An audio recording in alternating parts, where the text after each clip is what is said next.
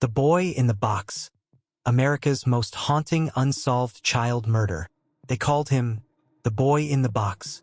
No name, no story, no one to claim him, just a small, broken body left in the cold woods of Philadelphia. To this day, his ghost still lingers, a reminder that even innocence can vanish into horror. It was February 25th, 1957. A young man checking his muskrat traps stumbled upon a cardboard box in a patch of brush along Susquehanna Road, Philadelphia. Inside was a nightmare, the body of a boy no older than 4, naked, bruised, his small body wrapped in a plaid blanket. His eyes were open. His hair had been recently cut, unevenly as if done in haste. He was placed in a discarded J.C. Penney bassinet box. And from that moment, he became known only as the Boy in the Box. When the story broke, it hit every paper in the nation. The police had no name, no leads, no missing child reports that matched. Posters of the boy's face flooded the city, taped to lampposts, pinned to store windows, even mailed with utility bills.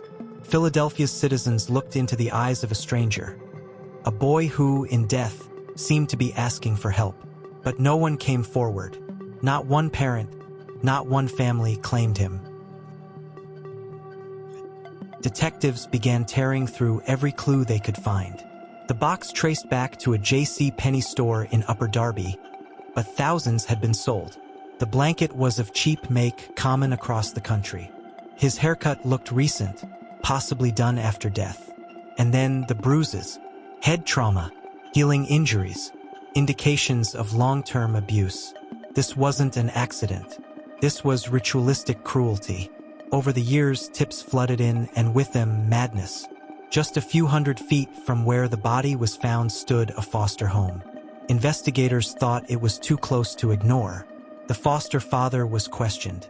The blanket and box were compared to those in the home, but nothing matched.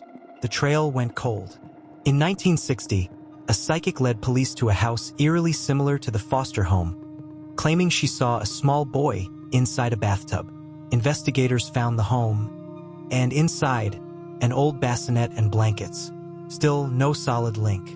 Decades later, in 2002, a woman named Martha came forward.